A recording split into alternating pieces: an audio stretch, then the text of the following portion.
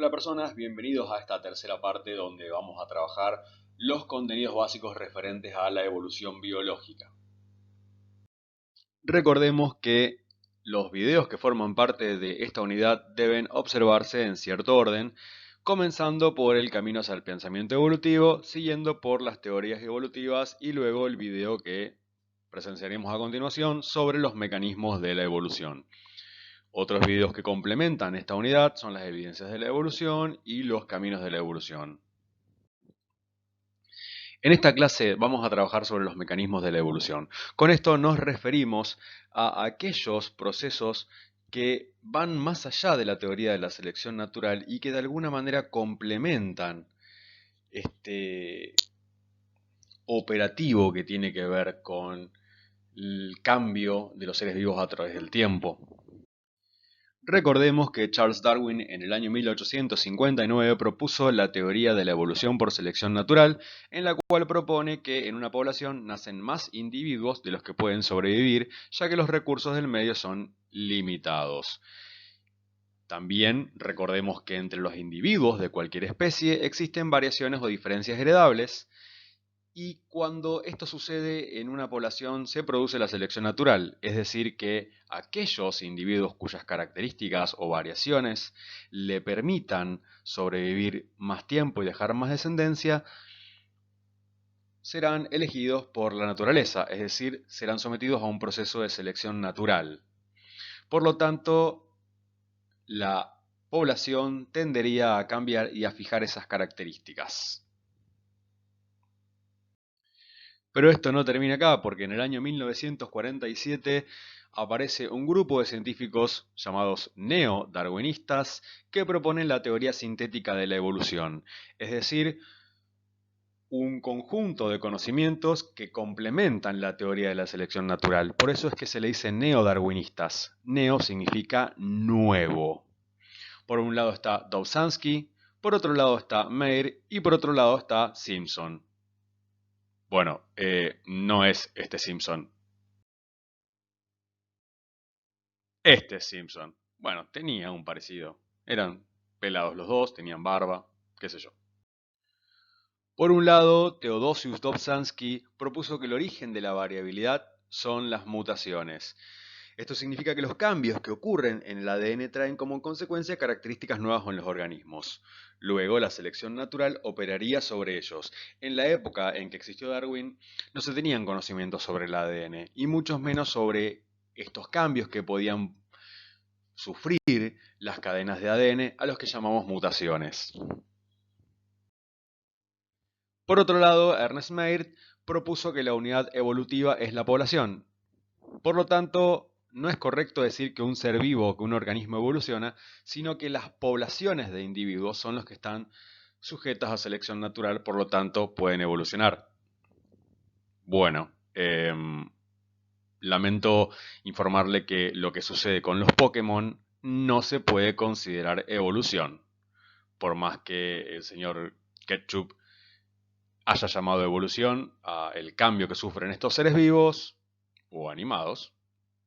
No podemos decir que es evolución, porque cuando uno de estos organismos cambia, cambia él solo, no cambia toda la especie. Por otro lado, George Simpson propone que la aparición de las nuevas especies se da de manera gradual, es decir, la evolución ocurre por la acumulación de cambios que son fijados en una población por selección natural. Dicho de otra manera, no puede ocurrir, según la teoría sintética, cambios totalmente bruscos que den como resultado una especie nueva, sino que deben ocurrir una serie de cambios sucesivos a lo largo del tiempo que desencadenen la aparición de una nueva especie. Pero, siguiendo esto de que la evolución se da de manera gradual, entonces, ¿cuándo podemos decir que aparece una nueva especie? Bueno, consideremos que una especie es un conjunto de organismos capaces de cruzarse y dar descendencia fértil. Por lo tanto, una nueva especie aparecería cuando los cambios acumulados y fijados por selección natural deben imposibilitar la producción de descendencia fértil. Esto se puede dar por dos tipos de mecanismos. Por un lado, los mecanismos previos a la fecundación, por ejemplo, que aparezca una barrera geográfica que evite que una población se cruce con otra, y que cada una de esas poblaciones comience a evolucionar en sentidos diferentes. Puede ocurrir también que ocurra una incompatibilidad entre los gametos u órganos reproductores, evitando que un grupo de individuos se pueda cruzar con otro. También puede suceder que se comporten diferentes, es decir, que se modifiquen los cortejos nupciales de los seres vivos y que por eso no haya una atracción sexual, o que los individuos maduren sexualmente en momentos diferentes. Como mecanismos posteriores a la fecundación, podríamos mencionar el aborto natural de los híbridos o la infertilidad de los mismos. Por ejemplo, la mula es un híbrido entre el burro y la yegua. Bueno, la mula es un individuo que no es fértil. Entonces, según la teoría sintética de la evolución, ¿cómo podríamos explicar la evolución de las jirafas? Bueno, no voy a responder esto, le voy a dejar para que piensen ustedes, pero les voy a tirar unas pistas. Por un lado, debemos considerar que la unidad evolutiva es la población. También debemos tener en cuenta una serie de preguntas. Por ejemplo, ¿por qué aparecen las jirafas de cuello largo? ¿Qué sucedió con las jirafas de cuello corto y qué beneficio trae a las jirafas del cuello largo? Con esa serie de interrogantes deberíamos poder explicar a partir de la teoría sintética cómo es que aparecieron las jirafas. Un mecanismo alternativo a la producción de variabilidad genética por medio de las mutaciones, tal como lo propone la teoría sintética de la evolución, es la transmisión horizontal de genes. La podemos definir como un mecanismo mediante el cual un ser vivo le transfiere material genético, es decir, ADN, a otro que no es su descendiente. El caso más reciente estudiado es el de Licia clorótica, que es un molusco, una babosa de mar, que se apropia de los cloroplastos que poseen las algas que consumen. Para que se den una idea, los cloroplastos son organelas celulares encargadas de realizar la fotosíntesis en algas y en plantas. Bueno, resulta que parte de ese ADN que está presente en los cloroplastos fue transpuesta hacia el ADN de las células de la babosa de mar. Por lo tanto, para poder hacer trabajar los cloroplastos, tanto el ADN de la babosa como el ADN de los mismos cloroplastos funcionan en conjunto. También la transmisión horizontal de genes ha sido muy importante en la formación de cloroplastos y mitocondrias, como veremos en alguna otra clase. Y este es un ejemplo de ficción dedicado a todos los marvelómanos que seguramente conocemos a Venom. Venom es un personaje de Marvel Comics que está constituido por una persona asociada en simbiosis con una alienígena que recibe el nombre de simbionte Venom. La pregunta es por qué Venom posee en los cómics poderes arácnidos y de hecho tiene una araña dibujada en el medio del pecho.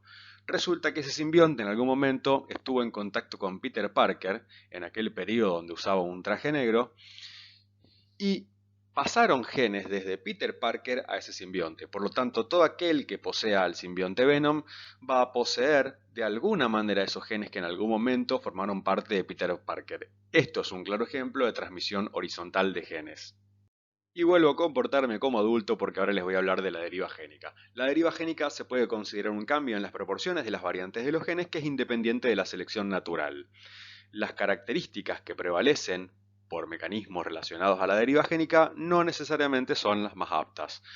Ejemplos de esto son el cuello de botella y el efecto fundador que vamos a describir a continuación. Se dice que ocurre cuello de botella cuando acontece algún evento que reduce el tamaño poblacional. La proporción entre individuos a causa de este evento puede variar. Incluso se pueden fijar algunas características en la población que no sean adaptaciones al medio ambiente o que no representen alguna ventaja. Por ejemplo, si nosotros tenemos una población de insectos y parte de ellos mueren en algún evento catastrófico, como por ejemplo, no sé, un zapateo, puede suceder que la población sobreviviente no represente las proporciones que estaban presentes en la población original. El efecto fundador ocurre cuando se forma una nueva población a partir de otra. Por ejemplo, cuando ocurre una migración. Puede resultar que la proporción entre individuos en la nueva población no coincida con la proporción de individuos en la población original. Incluso podrían prevalecer características que no representen una adaptación tal cual como ocurre en el cuello de botella. Bueno, personas, esto ha sido todo por esta clase y hasta acá llegamos con la trilogía principal del capítulo sobre evolución, donde trabajamos los caminos de la evolución, las teorías de la evolución y los mecanismos de la evolución. Nos quedaría ver, si aún no lo vieron, las evidencias de la evolución y los caminos de la evolución. Si todavía se están preguntando qué significa el icono grande que aparece en la pantalla, bueno, lo resolveremos en alguno de esos videos. Chau, chau, nos vemos, no se olviden de hacer las tareas, adiós.